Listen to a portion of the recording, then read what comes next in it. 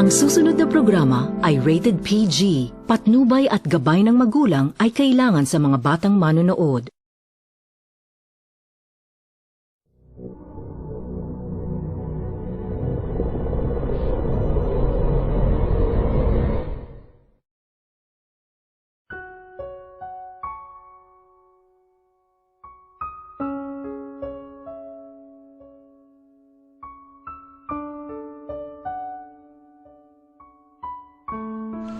Ito ang katotohanan. Kung baliktarin natin ang lahat, ang mundo ay hindi kailanman magiging malinis. Nagsisinungaling ako kung sasabihin ko sa inyo, may magandang kinabukasan ang planetang ito.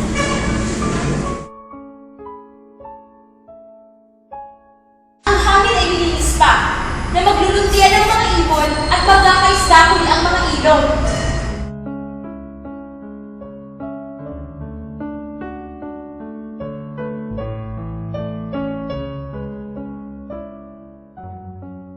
Bago ang lahat, dapat niyong malaman na hindi deserving ng salimutan naman makamit pa ang mga yan! Ha?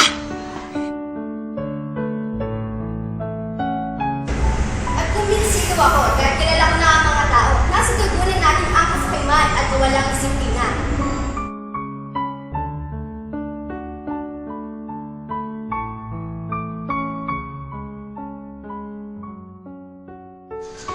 Hindi ako naniniwala kahit kailan na tayo'y magiging responsableng katuwang ng kalikasan. Salamat sa gagawin pa ng mga tao. Durumi pang lalo ang ating kapaligiran. Pero may sorpresa pang mga mangyayari.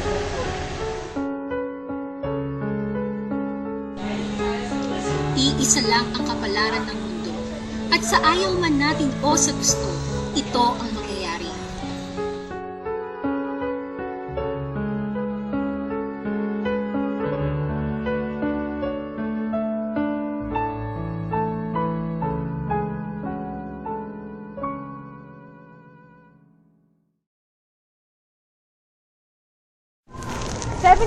ng mundo ay tubig, at ang tubig na ito ang siyang nagbibigay buhay sa atin. Ngunit paano nga ba ito patuloy na magbibigay ng buhay kung tayo mismong mga tao ang siyang sumisira dito?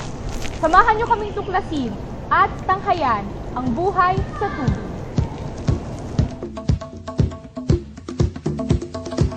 Ang tubig ang pinakamahalaga at marahil pinakamadalas gamitin na material sa buong mundo. 70% ng mundo ay binubuo ng tubig. Ito ay sapat na upang matustusan ang pangangailangan ng tao, hayop at halaman. Ngunit kahit na sapat ang dami ng tubig sa mundo, nakakaranas pa rin tayo ng kakulangan sa tubig. Dahil ito sa tinatawag nating water pollution. Pero ano nga ba ang pananaw ng mga tao tungkol sa water pollution?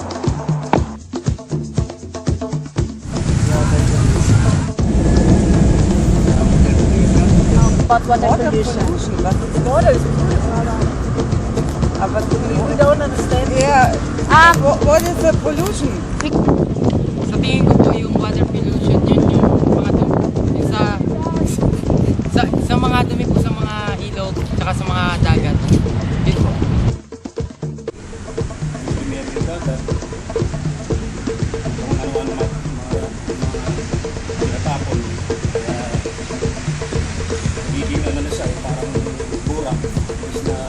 dating malino na lang.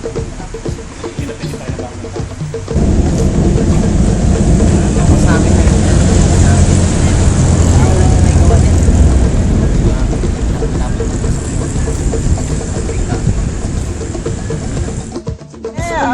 Just like that. It's a little bit sticky here. Yes, That water comes from the town Yes, ma'am. in the sea, and I think that's not so good. Yeah, many chemicals and many from the cars, and that's not so good for the sea and for the fishes. Yeah, that's a big problem. Sa pagkakaintindi ko yan, tubig na marumi, ganun na. Ang water pollution ay tumutukoy sa pagdumi ng anumang uri ng katawang tubig.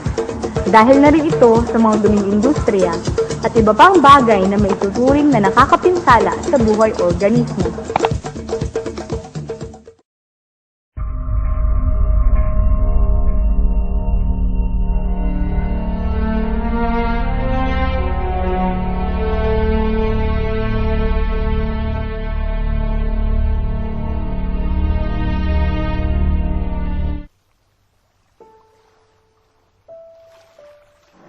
Ang mga mangingisda ay isa sa mga sektor na aapektuhan ng polusyon sa tubig.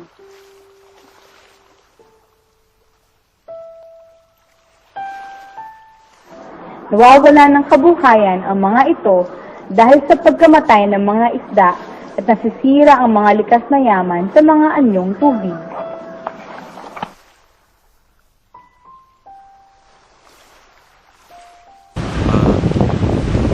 Elias Ramos. Dito ako nakatira sa Paco, Manila. Dati akong mangingisda dito sa Ilog Pasig. Mga taong mga 60s pa. Dati malinis pa to, parang ilog na to. Pero ngayon, hindi na. Kasi tingnan mo naman, madumi na.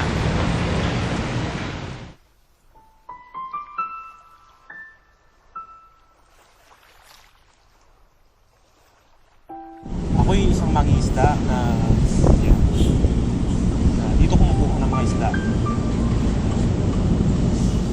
Dati malinis talaga to. Walang dumi. Hindi mo na kailangan bumili ng mga isda. Kasi sariwang mga isda dito at magaling kumuha. Hindi na kami madalas bumili ng mga pagkain dahil dito ako kumukuha ng pang araw-araw na pagkain. Noon maganda pang buhay namin.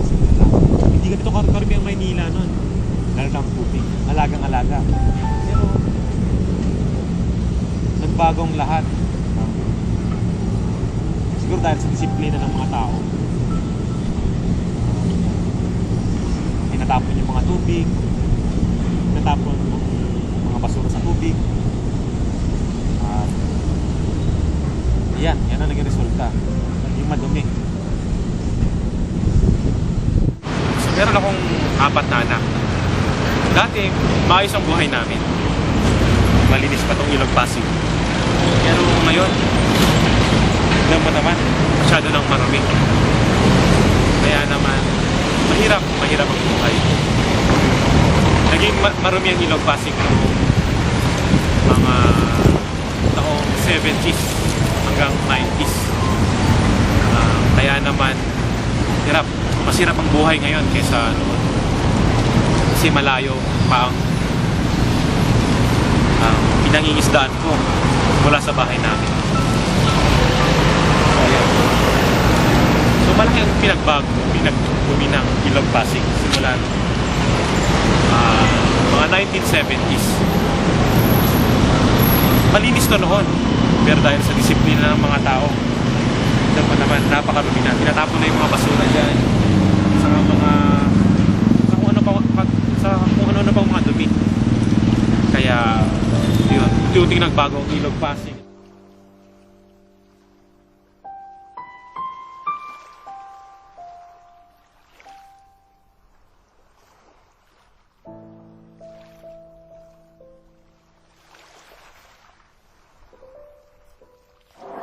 Ang Maynila ay maunlad, moderno, ngunit mausok, madumi, mabaho. Sa patuloy na pagmoderno ng Maynila at iba pang mga syudad, dahil sa mga iba't ibang industriya, pabrika, gusali at kawalan ng maayos at pangmatagalong urban plan, ay nagdulot ito upang unting-unting masira ang kalikasan, lalo na ang mga katubigan.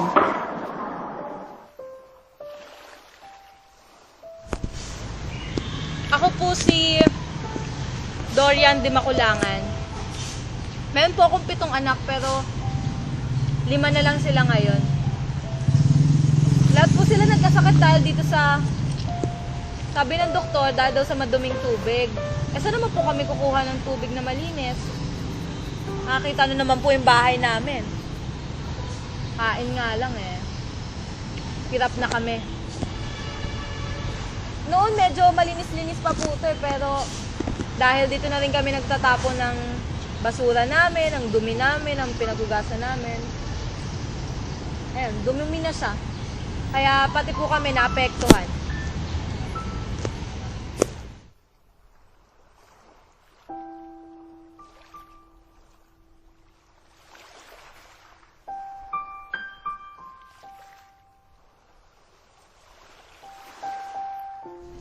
Ito po yung pangatlong anak ko, si Anna Rose. May sakit po siya ngayon eh. Naging sakitin po sila lahat simula nung nakontamina nga po yung tubig namin. Kung makikita nyo po, naging sugatin na rin siya. Nagkaroon siya maraming sugat dahil naging allergic siya sa tubig. Eh, wala naman po kaming perang pampagamot. Kaya, ganyan na lang yung nangyari. Pinapainom ko na lang po ng biogesic para mawala.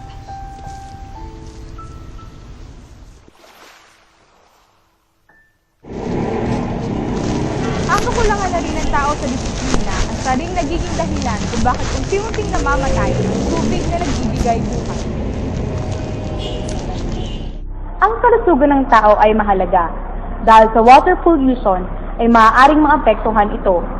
Ayon sa World Health Organization, 5 milyong tao sa mundo ay namamatay dahil sa marumi at kontaminadong tubig. Sa akin, sa experience ko, no, wala namang magagawa ngayon. Talaga polluted na yung kalahati ng tubig ng Pilipinas. Dahil marami ng mga stream lalo dito sa Maynila, tinabunan ng lupa, tinayuan ng mga building, tapos yung iba naman, naging burak na, halos wala na talagang kahit anong rehabilitate nila, hindi na magagawa nila. Siyempre, para magkaroon ng malaking pagbabago, siyempre, everything starts small. Para, siyempre, iwasan ko na through my trash sa mga sa rivers and stuff, mga ganun. Para mag-umpisa ko muna sa sarili ko. Para masimulang prevent water pollution. Okay, maraming salamat po, sir. Kailangan lang talaga pangalagaan. Sa tingin ko po yung tamang pagtatapon po ng basura. Tapos pag-iwas po sa mga, gaya po sa mga sa mga squatter area na malapit sa ilog. Doon po sila nagtatapon ng kanilang basura. Dapat pong maiwasan yun. Yun lang po. Siguro, katulad ng iwasan natin yung pagtatapon ng basura. Para sa ganun, masira yung ating inaalagaan na kayamanan ng ating karagatan. What can we do? Yes. I think a new canalization Yes. for Manila. And was können wir noch tun? Don't have any waste bags here. Where you can put your garbage in properly, Yeah. the garbage properly. Okay. Yeah. Nothing around here. So Yeah. sad. And keine Ahnung, was können wir noch tun? Basura number 1 siguro. Tulad sa ilog, tapunan ng basura. Saka yung basura sinusunog, napupunta rin naman sa ulan yun, di ba? Pag sumangsang sa atin yun, marumi na, hindi na malina yun. Ganun lang. Paraan marami. Siguro tanggalin mo yung mga squatter na nakatira sa gilid ng para totally yung rehabilitation 100% magagawa. Kahit rehabilitate natin sa tubig kung mayroong squatter na nakatira. Balik. Ako'y nalulungkot dahil ganyan na nangyari. Pero naniniwala akong may ginagawa ang gobyerno para maging maayos ang Ilog Pasig. Alam ko may mga programa ito para mabuhay muli ang Ilog Pasig. Maging malinis. Muli. Pero sana ang mga tao ay magkaroon din ng mga disiplina pagdating sa pagtatapon ng tamang ng kanilang basurahan sa tamang tapunan. Hindi na lang basta-basta sa tubig or sa mga ilog natin dahil lahat ng mga taong mga nakapaligid dito ay naapektuhan. At nagkakaroon tayo dito ng pollution sa tubig. Dapat tinatapon ng mga basura sa tamang tapunan, pagpilisan ito. At sana mga gobyerno, opisyalis ng gobyerno, alam ko may ginagawa ang mga ito para luminis ito tulad ng pagtanggal ng mga basura. Yung mga squatter sa paligid nito ay dapat mawala, ilipat para hindi magtapon sa ilog nito. Pero naniniwala ako mabubuhay muli ang Ilog Pasig. Ako, baliktad ang aking paniniwala. Ito ang nangyayari. At sa ayaw mo natin ang gusto, isa lang ang kapalaran ng mundo. May mga sorpresa pang mangyayari. Durumi pang lalo ang ating kapaligiran. Pero salamat sa gagawin pa ng mga tao at tayo magiging responsableng katuwang ng kalikasan. Hindi ako naniniwala na kahit kailan na nasa dugo na natin ang kasakiman at kawalan ng disiplina. At kumbinsido ako dahil kilala ko ang mga tao, hindi deserving na makakumpanan sa ririkano o yan. Magandang kinabukasan ang planeta mo. Nagsisinungaling ako kung sasabihin ko sa inyo, ang mundo ay hindi kailanman magiging malinis. Eh kung baliktarin natin ang lahat. Ito ang katotohanan.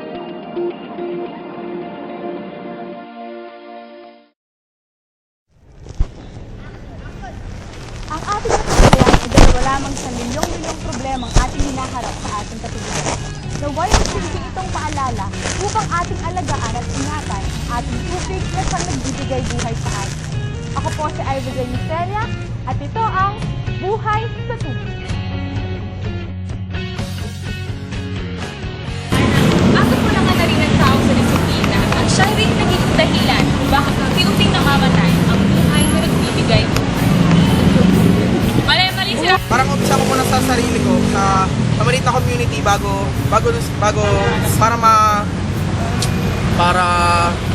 para bang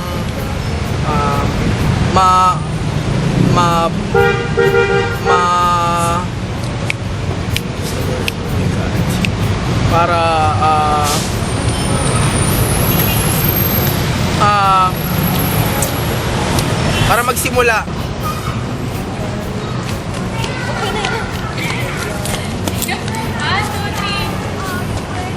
Eh, wala naman po kaming perang pampagamot. Kaya, ganyan na lang yung nangyari. Pinapainom ko na lang po ng Biogesic para mawala. Biogesic para mawala.